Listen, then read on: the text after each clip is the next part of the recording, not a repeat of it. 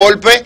Aquí nos encontramos ya con nuestro querido doctor Escaño, que ya nos acompaña en este programa El Mismo Golpe. Doctor, bienvenido, buenas noches, ¿cómo está usted? Todo bien, gracias Albert por la presentación y por estar de nuevo en El Mismo Golpe. Doctor, cuénteme, ¿tiene alguna información para iniciar a tomar las llamadas? Sí. ¿Algo genérico que quisiéramos comunicarle al público? Sí, quería comunicarle a los amigos radio televidentes que realmente hay mucha aprehensión en aquellos que son diabéticos y que le dice su médico que tienen que usar insulina. Le tienen un terror a la insulina.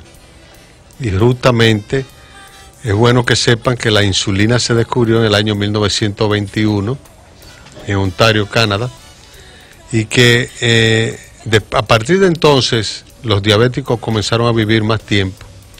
O sea que ha venido a ser una fórmula salvadora, no para golpear al diabético, sino para salvarlo de su dismetabolismo y de sus complicaciones que se le presentan. ¿Pero qué es lo que está pasando, doctor? O sea, están diciendo que la insulina, o sea, le tienen miedo a la insulina. Los diabéticos cuando usan pastillas no quieren que uno le cambie de pastilla a insulina.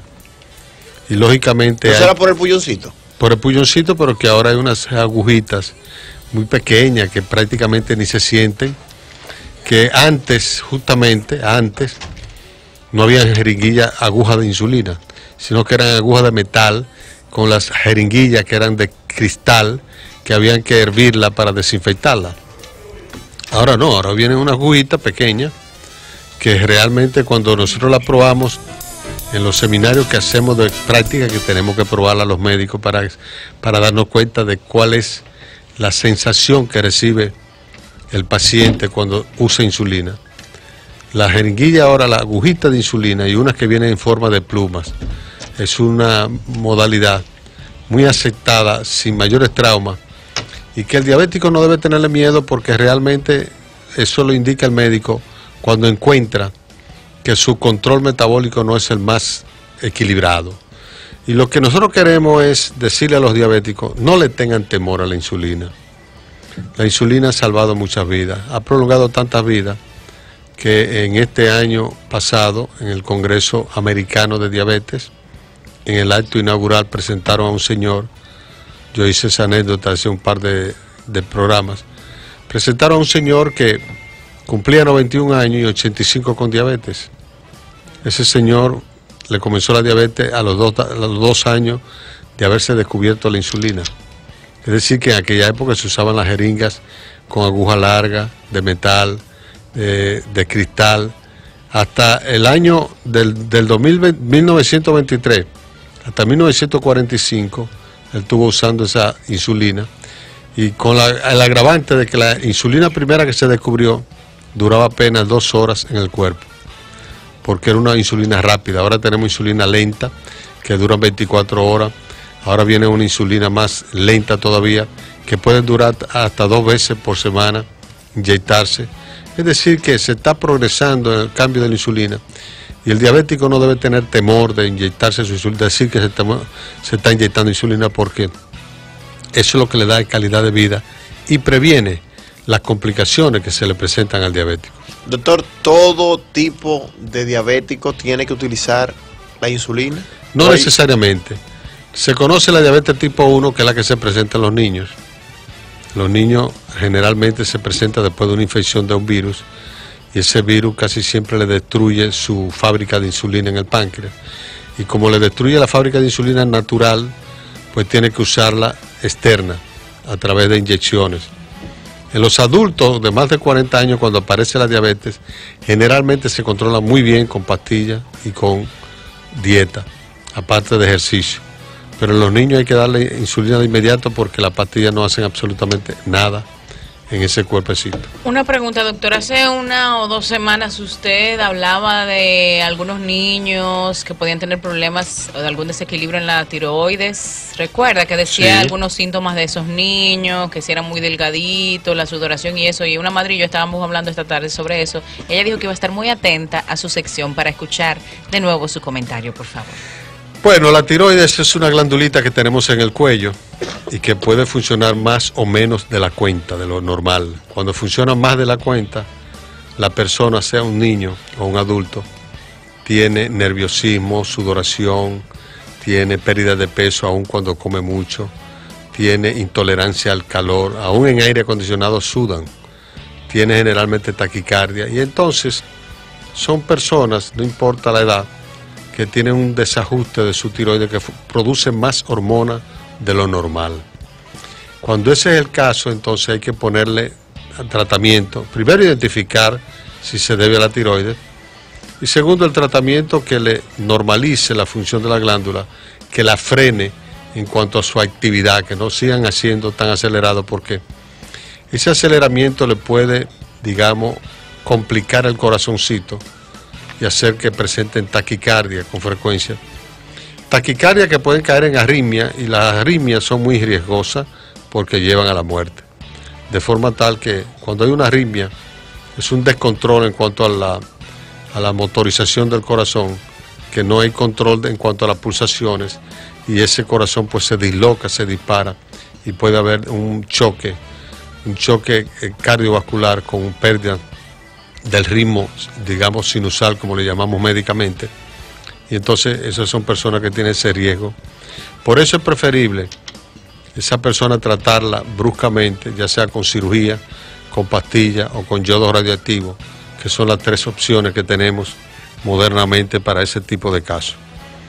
El otro cambio de la tiroides es cuando funciona menos de lo normal.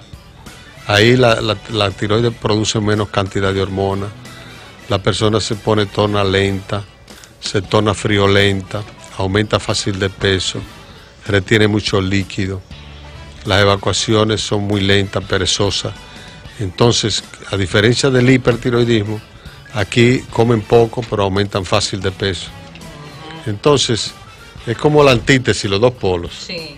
Pero es preferible, frente a una alteración u otra, cambiar el hiper por un hipo, porque de esa manera se logran mejores los objetivos. Bueno, vámonos para la calle, doctor, de inmediato, porque el público tiene preguntas para usted, así que atención. Gracias, todos doctor. los oyentes de este programa que quiera aprovechar la presencia del doctor Escaño por acá con nosotros, que llame ahora mismo y que haga sus preguntas. Buenas. ¿Aló? Buenas. Buenas. Se cayó esa. Vamos a ver ahora. Buenas. ¿Aló? Doctor, el que quiera alguna consulta directa con usted, ¿qué debe hacer? Llamar a la oficina, el 809-562-6662, que es el número de nuestra oficina, en la Francisco Pras Ramírez, número 55, en Piantini. Excelente. Buenas. ¿Aló? Preguntan por el Instagram que si el siempre tener sueño o sentirse con sueño puede ser causa de la tiroides. Claro, la tiroides, cuando decía que funcionaba menos de lo normal, es decir, que funciona lentamente, uno de los síntomas puede ser eso, de lentitud también, y entonces se duermen. A veces inclusive las personas que tienen hipotiroidismo, como se le llama a esa lentitud en la función de la tiroides, se detecta en la sala de espera de un psiquiatra porque se deprimen, se confunde una depresión con un hipotiroidismo, y entonces requieren del tratamiento y seguimiento.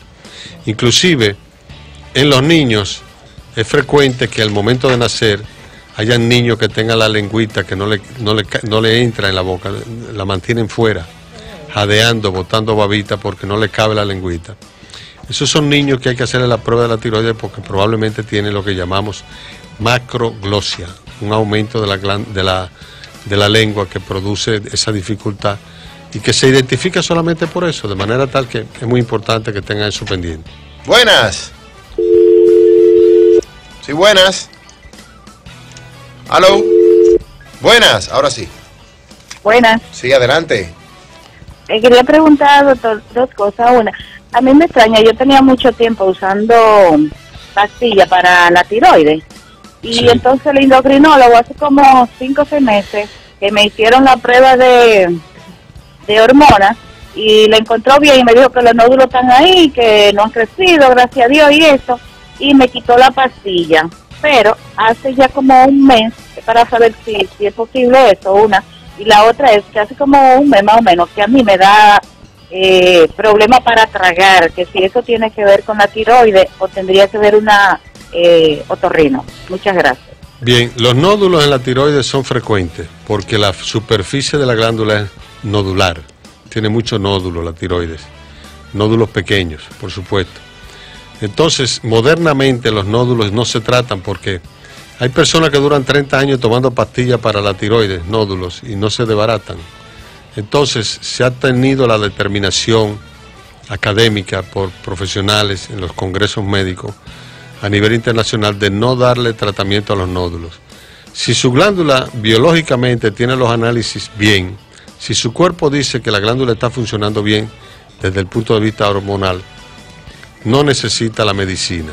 Casi siempre, por supuesto, se prefiere hacer una prueba porque hay aquellas personas que han tomado el medicamento mucho tiempo, su glándula normalmente deja de funcionar, se recuesta de la pastilla hace el efecto y ella se duerme, no fabrica hormonas. Pero cuando le quitamos la pastilla, la glándula debe despertar y comenzar a ella por sí misma a fabricar las hormonas.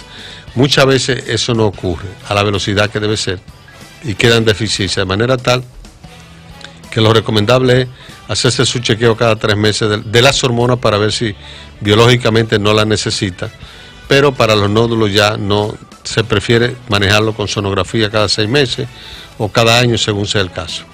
Buenas. Buenas. Sí, adelante. Sí, yo quería preguntarle al doctor, porque a mí me separan la tiroides, no tengo tiroides, bueno. Pero yo digo, yo quiero saber por qué es que uno tiene que seguir tomando pastillas de por vida, como dice el doctor.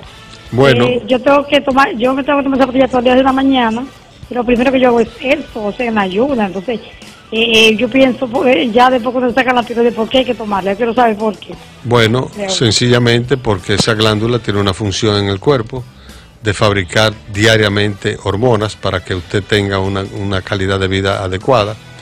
Y entonces, como se la extirparon, ya no tiene esa fábrica y afortunadamente tenemos la pastillita que sustituye o suple esa fábrica, tomándose una pastillita todos los días en ayunas, con agua, nunca con jugo ni con leche, con agua en ayunas, y entonces pues de esa manera suple el trabajo de la glándula y no hay ningún tipo de problema. Buenas. ¿Aló? Sí, buenas noches. Sí. Bueno. Sí, tengo 2 preguntas, por favor. Dígame. Sí, la primera es si un desequilibrio de la tiroides puede producir dolores en el pecho punzantes, que la persona para respirar le moleste. Y la otra es, yo tengo un sobrinito que tiene 14 años, entonces en el cuello, él tiene, no sé cómo que se llama, ese hueso que le sobresale a los varones. Sí. Él lo tiene demasiado pronunciado. Okay. Para saber si eso es peligroso o si es normal. Bueno, Muchas gracias. sí, eso es normal. Vamos a comenzar de atrás hacia adelante. Ese cartílago cricoide, como le llamamos médicamente, se pronuncia mucho en los jóvenes delgados. Pero recuerde que la tiroides está donde termina el esternón. Es decir, que está muy abajo la tiroides. Entonces ese cartílago que normalmente tenemos los varones y se pronuncia en las personas delgadas, no tiene relación directa con la tiroides. La otra pregunta es que la primera, se me olvidó la primera. No, se fue. Se fue la primera. Buenas. Aló, buenas. Sí. ¿Cómo estás, Manuel? Bien. ¿Cómo estás, doctor? Bien. Yo quería hacer una pregunta, doctor, me da curiosidad. Todo aquel que sufre del azúcar, ¿lo medican igual o el azúcar tiene niveles, o sea, nivel 1 como la hepatitis, o se le pone la misma cantidad de insulina? Explíqueme eso, por favor. No, realmente cada paciente tiene su sistema biológico individual. El diabético se maneja según los análisis, lo que diga su cuerpo. Hay diabéticos que cuando se hacen el análisis en la mañana tiene menos de 100, está perfecto. Pero hay diabéticos que cuando se hacen el análisis en ayuna tienen 160 o más de 140. Y entonces resulta que cada vez que ingerimos algún alimento, algún nutriente, el azúcar sube. Si ya comenzó en ayuna con 140, es probable que ese diabético que esté usando pastillas o esté usando insulina, tenga niveles por encima de 200, termine con niveles por encima de 200. Entonces, ¿qué es lo que pasa? que el cuerpo lo que necesita es menos de 100 miligramos para que el corazón dé latido, para que la sangre circule, para que el cerebro funcione. Menos de 100 miligramos en ayuno. Cuando hay más de 100, ya eso es que sobra, funciona en el cuerpo como los ratones en la casa. Comienzan a morderle todos sus órganos, la visión, los riñones, las piernas, la circulación, y ahí vienen las complicaciones. Por eso, el diabético debe estar atento siempre con su médico, coordinando la alimentación, coordinando lo que son los medicamentos, porque hay múltiples medicamentos ahora disponibles, y sobre todo coordinando la actividad física, porque un diabético tiene que tener esos 3 compromisos con su cuerpo: ejercicios, alimentación y medicina, coordinada siempre con su médico tratante. Esos diabéticos que hemos visto, doctor, que le han tenido que amputar una pierna, que han quedado ciegos, ¿a qué se ha debido? O sea, ¿descuido de ellos realmente? Claro. ¿O hay un tipo de diabetes que no importa, por más ejercicio que tú hagas, por más visitas que le hagas al médico, como sea, te va a pasar?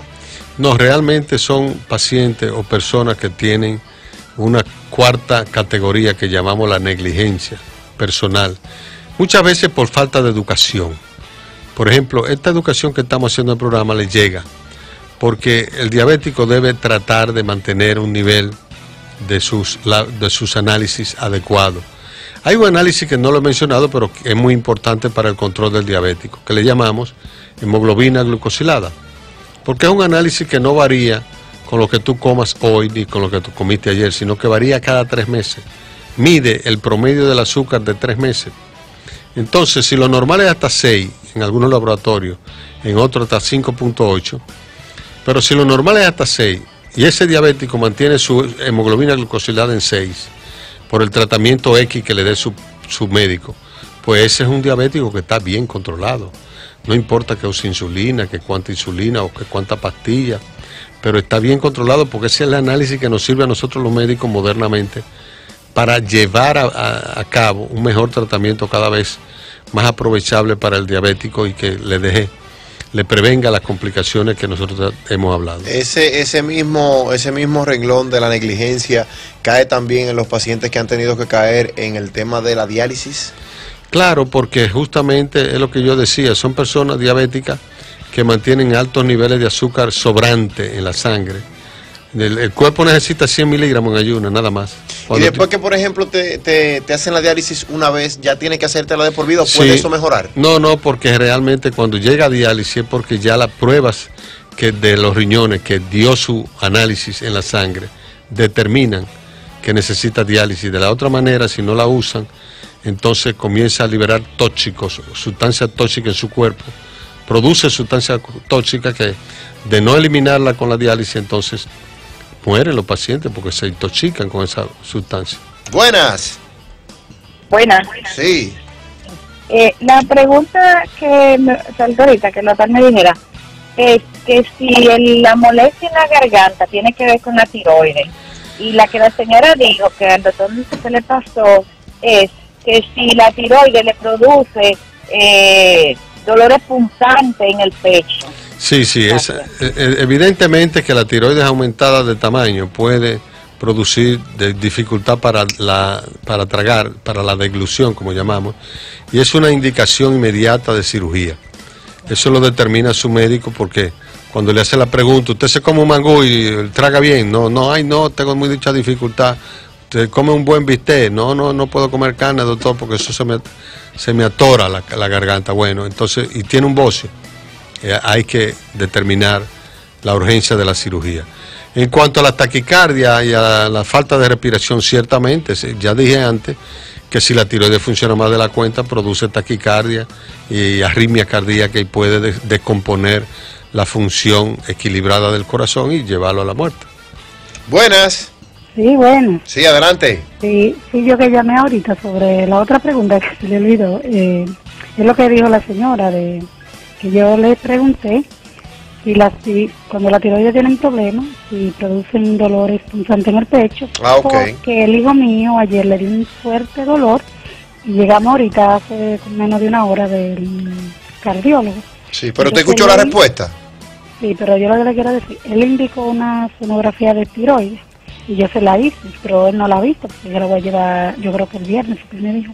Entonces dice, la región ísmica luce reservada, mide 0.2 centímetros. Lóbulo derecho mide 3.6 por 1.5 por 1.3 centímetros. Ay, demasiada cosa. Bueno, en conclusión dice, sonografía de las tiroides sin hallazgos patológicos. Yo lo que quiero saber, ¿qué significa la región ísmica luce reservada? Mide 0.2 centímetros. Es una terminología médica que usan los técnicos de sonografía, pero el istmo es lo que une a los dos lóbulos de la tiroides. Recuerde que la glándula tiroides tiene una forma de mariposa y en el medio tiene una bandita de tejido que une a esos dos lóbulos. Esos dos lóbulos están unidos entonces por esa bandita que se llama istmo, y que es lo que probablemente él quiso decir ahí, que luce conservada, es decir que el istmo está normal y toda la glándula está sin patología, es decir que no tiene problema. Tranquila por ese lado. Buenas. Buenas. Sí. Doctor, una preguntita. Esa enfermedad se transmite. ¿Cuál? ¿La diabetes? No, la tiroides. Claro, tiene función, hay evidencia de que se transmite de manera genética entre generación y generación. Hay personas que tienen deficiencia de yodo en la alimentación, que es muy importante porque a veces consumimos una sal que es el medio a través del cual le llega el yodo al cuerpo. Pero no de que entre pareja, ni por un beso, ni nada de eso. No, ni por relaciones sexuales, ni nada de eso, ni un abrazo, nada de eso. No sé, por eso no. Entonces sí, tiene carga genética y carga inmunológica. Inmunológico quiere decir que una persona tiene un sistema inmunológico en cada órgano. El sistema inmunológico de la tiroides también se puede alterar y puede desencadenar, de manera genética puede desencadenar alteración de la glándula. Bueno, doctor, muchísimas gracias. Por favor, la información para que los oyentes puedan comunicarse con usted, puedan visitarlos y puedan tener una consulta pues ya un poquito más personal. 809-562-6662 es el número a contactarnos a través de nuestra secretaria. 562-6662. El doctor Escaño estuvo con nosotros en este programa El Mismo Golpe.